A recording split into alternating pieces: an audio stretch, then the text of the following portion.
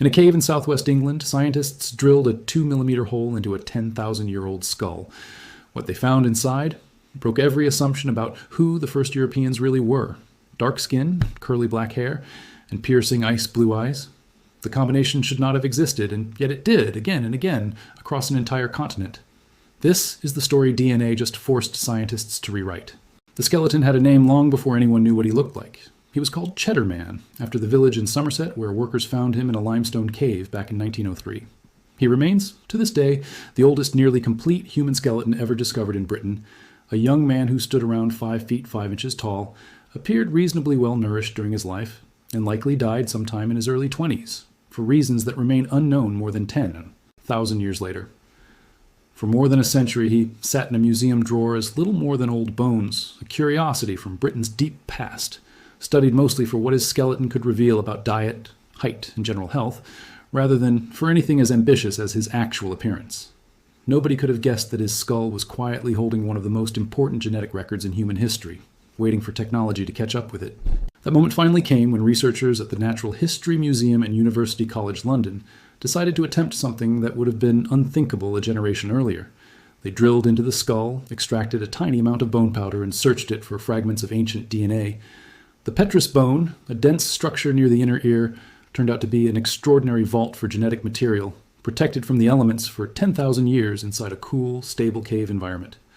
What they pulled from that bone was enough to sequence Cheddar Man's entire genome. The results stunned even the scientists who had spent years staring at ancient remains. Cheddar Man had dark, almost black skin. He had dark, tightly curled hair. And running through his genetic code was the unmistakable signature for bright blue eyes. For decades, the assumption inside and outside the scientific community had been simple. Pale skin and light eyes were a package deal, two traits that evolved together as early humans pushed north into colder, dimmer parts of Europe. Cheddar Man shattered that assumption in one stroke. Researchers were quick to point out that he was not some strange outlier. His DNA lined up closely with other ancient skeletons already sequenced from Spain, Hungary, and Luxembourg, all belonging to a population scientists now call the Western hunter-gatherers. Across an entire continent, in cave after cave, the same pattern kept appearing. Dark skin, blue or green eyes, dark hair. It was not an accident confined to one unlucky skeleton in a British cave. It was simply what many people in Mesolithic Europe actually looked like. To understand why this discovery landed like a thunderclap, you have to understand what scientists thought they already knew. The story used to go like this. The first humans who left Africa around 45,000 years ago carried dark skin, an adaptation that had protected their ancestors from intense ultraviolet radiation for hundreds of thousands of years. As some of those humans pushed into Europe, the logic assumed, natural selection would have favored lighter skin almost immediately, since paler skin absorbs more of the weaker sunlight available at higher latitudes and helps the body produce enough vitamin D. Light eyes, the story continued, would have tagged along for the ride, arriving on the same evolutionary timeline as pale skin. Cheddar Man and the string of skeletons that matched him proved that timeline wrong. Genetic evidence now shows that widespread light skin did not spread through Britain until roughly 6,000 years ago, when farmers migrating from the Middle East arrived and began interbreeding with the indigenous hunter-gatherer population. That means, for thousands of years, deep into what many people picture as ancient European history, the people walking those forests and riverbanks had skin far darker than most modern depictions of prehistoric Europeans ever show. And strikingly, many of those same dark-skinned individuals already had strikingly light eyes. This forced a complete reordering of the old assumptions. Rather than pale skin and light eyes evolving together as a single adaptive package, the evidence now points to light eyes arriving first, appearing in European populations well before the genes for pale skin became common. Whatever forces pushed blue eyes across the continent, they clearly were not the same forces driving the slow spread of lighter skin.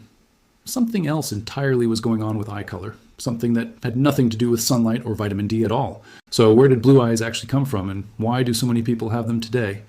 The answer starts not in a cave, but in a laboratory in Copenhagen. In the early 2000s, a team of researchers led by Professor Hans Eyberg at the University of Copenhagen set out to trace the genetic roots of eye color. They collected DNA samples from hundreds of blue-eyed individuals, starting with a large group from Denmark, and later expanding the study to include blue-eyed people from Turkey and from Jordan, 3 populations separated by thousands of miles of land and thousands of years of separate history. What they found was almost too clean to believe. Every single blue-eyed person in the study, regardless of where their ancestors came from, carried the exact same tiny genetic marker, a specific cluster of variations sitting inside a gene called HERC2. Not a similar marker, not a comparable one. The same one, letter for letter, passed down through radically different populations that had not mixed for millennia. If blue eyes had evolved independently in different groups around the world, their underlying DNA would look different, even if the resulting eye color looked identical. Instead, every trail led back to the same source. That kind of genetic uniformity has one explanation, and it is a striking one. Every blue-eyed human alive today descends from a single common ancestor, one specific person who lived somewhere in Europe or the Near East and who, at some point, developed a mutation that had never existed in the human genome before. Before that moment, every human being on Earth had brown eyes. Brown was not just common, it was universal. Blue eyes as a trait simply did not exist anywhere in the species until one person's DNA changed. Pinning down exactly when that person lived has taken decades of additional research. The picture keeps sharpening. Ancient DNA recovered from Eurasian remains shows that the blue-eyed variant was already circulating at least 13 to 14,000 years ago, turning up in genetic samples from sites as far apart as northern Italy and the Caucasus Mountains. That means the mutation is older than agriculture, older than the wheel, older than almost every technology most people associate with the dawn of civilization. It emerged sometime in the depths of the last ice age, or in the chaotic centuries as that ice age was ending, carried by hunter-gatherers who had no idea they were setting off one of the most successful genetic changes in human history. To understand how a single mutation in a single person could eventually end up in the eyes of hundreds of millions of people today, you need to understand what that mutation actually does at a biological level. Because it is far stranger and more elegant than most people realize. Eye color is not painted onto the iris the way ink is painted onto paper. It is governed almost entirely by a pigment called melanin, the same substance responsible for the color of human skin and hair. The amount of melanin present in the front layer of the iris determines whether eyes appear dark brown, hazel, green, gray, or blue. More melanin produces darker eyes. Less melanin allows more blue light to scatter back out of the iris, producing the pale, cool tones associated with blue eyes. The gene most directly responsible for regulating that melanin production in the eye is called OCA2. For years, scientists assumed OCA2 itself must be the site of the mutation responsible for blue eyes, since it plays such a central role in pigment production throughout the body. But the actual answer turned out to be more subtle. The mutation Iberg's team traced does not sit inside OCA2 at all. It sits in a neighboring gene called HERC2, tucked right beside OCA2 on the same chromosome. Think of HERC2 as a switch sitting next to a light bulb, rather than the light bulb itself. In its original ancestral form, HERC2 allows the cellular machinery inside developing eye tissue to physically loop over and reach across to OCA2, switching it into high gear and ramping up melanin production. That process produces the deep brown pigmentation that colored every human iris for hundreds of thousands of years before the mutation appeared. The mutation itself, a single change at a location researchers now label RS832, disrupts that looping mechanism. It does not delete OCA2. It does not destroy the gene's ability to function. It simply interferes with the signal that normally tells OCA2 to ramp up production, dialing the whole process down like a dimmer switch, turning down a light in a room rather than flipping it off entirely. The effect of that single change ripples all the way down to the molecular level. Individuals carrying the mutated version of this genetic switch produce noticeably less of the chromatin looping that would normally activate OCA2. Fewer transcription factors get recruited to the site. Overall, OCA2 gene expression drops. Melanin production in the iris falls with it, not to zero, but to a fraction of what it would otherwise be. The result is that pale, glassy blue that so many people find striking. A color created not by the presence of blue pigment, since no such pigment exists in human eyes, but by the near absence of brown pigment, allowing light to scatter in a way that reads to the human eye as blue. Before moving past the mechanics of the mutation itself, it helps to understand just how small a change we are actually talking about. The human genome contains roughly 3 billion individual letters of genetic code, spelled out using only 4 chemical bases, repeated over and over in different combinations across every cell in the body. The mutation responsible for blue eyes involves a single one of those 3 billion letters, one tiny substitution sitting inside a stretch of DNA that on its own does almost nothing dramatic. It does not touch the gene that builds the iris. It does not alter eye shape, pupil size, or any other visible structure of the eye. It simply nudges one regulatory switch a few degrees in one direction, and the downstream effect, magnified across millions of pigment-producing cells developing inside a growing embryo, is enough to change the entire visible color of a person's eyes for the rest of their life. It is worth pausing here to correct one of the most persistent myths about eye color, a myth that has been taught in classrooms for generations, and that turns out to be flatly wrong. Most people learn at some point that brown eyes are dominant and blue eyes are recessive, following a simple two-gene inheritance pattern straight out of an introductory biology textbook. Under that old model, two blue-eyed parents should never, under any circumstances, be able to produce a brown-eyed child, since neither parent would carry a dominant brown allele to pass down. Modern genetics has completely dismantled that simple picture. Eye color is not controlled by a single gene with two possible outcomes. Researchers have now identified at least 8, and by some estimates more than 16, different genes that contribute to the final color of a person's eyes, working together in combinations that create not just brown and blue, but the entire spectrum of green, hazel, amber, and gray shades seen around the world. Because so many genes interact simultaneously, each contributing a small effect on top of the others, two blue-eyed parents can, on rare occasions, have a child with brown eyes, something the old textbook model insisted was flatly impossible. The formation of the iris itself involves the coordinated activity of thousands of genes across the genome, making eye color one of the more genetically complex visible traits in the entire human body, despite how simple it looks on the surface. If blue eyes carry no clear biological advantage related to sunlight or vitamin D, and if they emerge from a single chance mutation in a single ancient person, the obvious question becomes why the trait ever spread beyond that one individual at all. A mutation appearing in one person means nothing evolutionarily unless it gets passed on successfully, generation after generation, eventually reaching a meaningful share of an entire population. Something pushed this particular trait outward from one person to hundreds of millions across the globe, and researchers have spent years trying to pin down exactly what that something was. Before addressing why the trait spread, it is worth sitting for a moment with just how dramatic that spread actually was in evolutionary terms. Most genetic mutations that appear in a single individual go absolutely nowhere.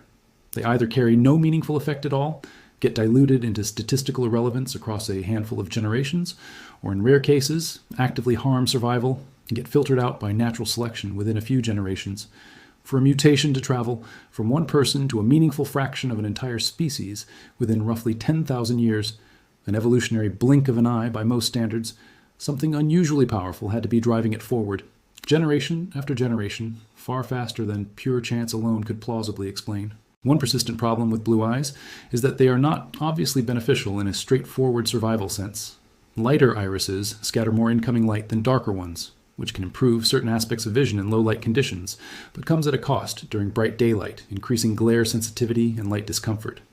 Research has also linked lighter eye pigmentation to a meaningfully higher risk of certain eyes. Conditions later in life including age-related macular degeneration, since there is simply less melanin present to shield the retina from oxidative stress caused by ultraviolet exposure over a lifetime.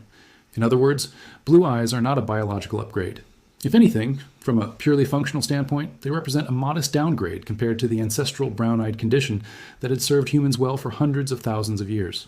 That is precisely what makes the rapid spread of the trait so puzzling, and it is why many researchers have turned away from ordinary natural selection as the explanation and toward a very different evolutionary mechanism: sexual selection, the same broad category of force that produced a peacock's elaborate tail or a songbird's showy plumage, features that offer no survival advantage on their own but persist because they make their bearers more attractive to potential mates.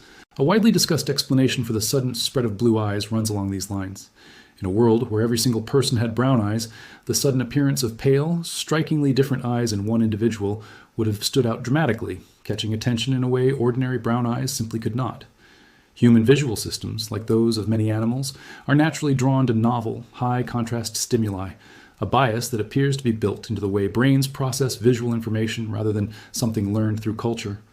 A rare, luminous new eye color appearing in a sea of brown would have been almost impossible not to notice. If even a handful of early humans found that novelty attractive and preferentially chose blue-eyed partners, the stage was set for a self-reinforcing cycle. Children born from those pairings would inherit both the gene for blue eyes and, potentially, an inherited preference for blue eyes, linking trait and preference together in the same bloodline. Each generation that repeated the pattern would reinforce it further, a process evolutionary biologists call runaway selection, the same dynamic long used to explain how ordinary preferences in the animal kingdom can snowball into wildly exaggerated physical traits over relatively short evolutionary timescales. Recent research has pushed this idea even further, proposing that the mechanism driving blue eyes across the human population may be more unusual and more powerful than standard sexual selection alone. A 2025 paper published in the journal Frontiers in Psychology argued that the blue-eyed gene behaves almost like what evolutionary theorists call a greenbeard, a rare and previously mostly theoretical kind of gene that produces both a distinctive, recognizable trait and a behavioral tendency to favor other individuals who carry that same trait. Under this model, individuals who happened to prefer blue eyes were more likely to mate with blue-eyed partners and more likely to invest additional care and resources into blue-eyed children, effectively recognizing and rewarding copies of the same gene in both kin and complete strangers. The proposed result is what researchers describe as a double runaway effect, sexual selection and a related process called parental selection, reinforcing one another simultaneously rather than operating separately.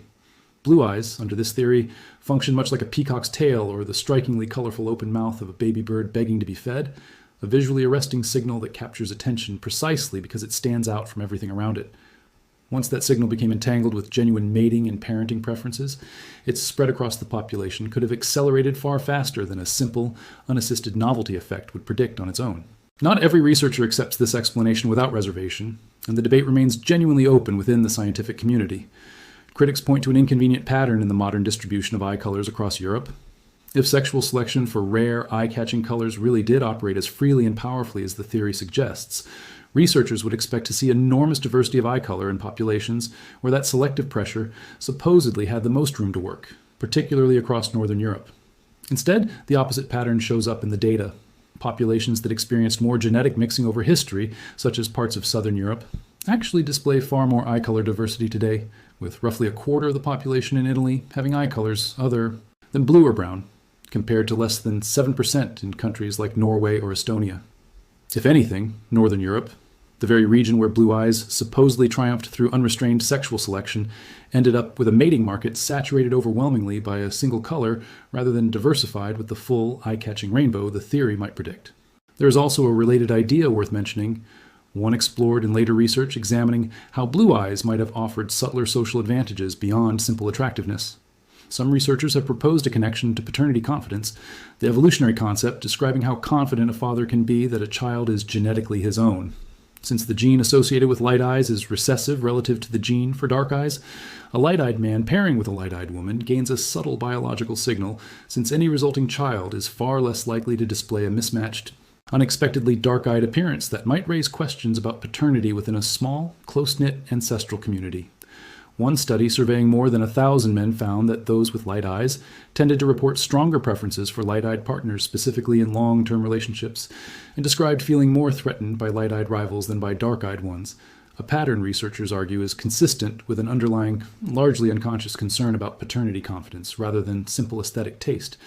Whether this mechanism meaningfully contributed to the overall spread of the trait remains debated, but it illustrates just how many overlapping social and biological pressures researchers have proposed to explain one small genetic switch. Attractiveness research adds another layer to the picture, even if it cannot settle the debate over deep evolutionary causes on its own. Multiple studies exploring how people rate faces with different eye colors have found that observers frequently judge blue-eyed individuals as more attractive, more trustworthy, and more approachable than individuals with darker eyes, even when every other facial feature is held constant.